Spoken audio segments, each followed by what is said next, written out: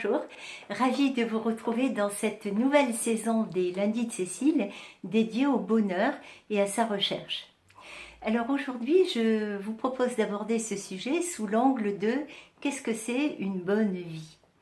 C'est-à-dire qu'on va réfléchir à la nôtre de vie, aux conditions de notre vie, et on va réfléchir à ce qui est important, très important, très important pour nous, et on va se demander dans quelle mesure on l'a déjà, ou bien si au contraire il nous reste pas mal de chemin à parcourir. Alors pour commencer cette réflexion, je vous propose de faire un exercice qui consiste à tracer un camembert. Et dans ce camembert, chacune des portions représentera un domaine de vie. Alors les domaines de vie, c'est le couple, c'est les enfants et la famille. Et voyez comme je distingue bien le couple des enfants. Ce sont les amis, c'est le logement, d'un point de vue pratique, bien sûr, du point de vue du confort, mais du point de vue de la proximité des écoles, des transports en public, des transports publics. C'est la santé. Dans quelle forme physique on est actuellement? Est-ce qu'on fait du sport? C'est l'argent, bien sûr, parce qu'on est quand même plusieurs pour qui c'est important. Et puis ensuite quelque chose d'un petit peu plus intime peut-être, c'est-à-dire ce qui est de l'ordre du développement personnel, le plaisir, le loisir, ce que l'on se donne à soi-même pour se nourrir et pour grandir. Et en dernier lieu, bien sûr, le travail et la carrière. Voilà.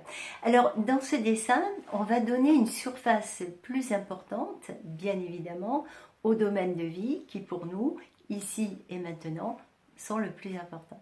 Vous voyez Sophie qui a 25 ans, elle a donné une très grande surface au travail et à la carrière, et une toute petite surface aux enfants. Pourquoi? Tout simplement parce qu'elle n'a pas d'enfants, et puis pour l'instant, c'est vraiment pas sa préoccupation. Voilà. Ensuite, on entame une seconde étape et qui consiste à donner une note de satisfaction, par exemple sur une échelle de 0 à 10, à chacun des domaines de vie. Alors, pour reprendre l'exemple de Sophie, Sophie pour qui le travail et la carrière c'est ce qu'il y a de plus important, elle a mis simplement la note 5, montrant bien qu'évidemment il y a une marge de progrès. Alors en conclusion, vous voyez cet exercice, ça sert à faire le point. Ça sert à dresser une sorte d'état des lieux pour prendre conscience de quoi, de ce qu'il faudrait changer en premier, en second, etc.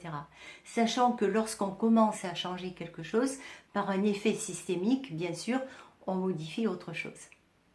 Voilà, j'en ai terminé avec cette vidéo, sachant que la prochaine fois, on réfléchira à comment changer les choses.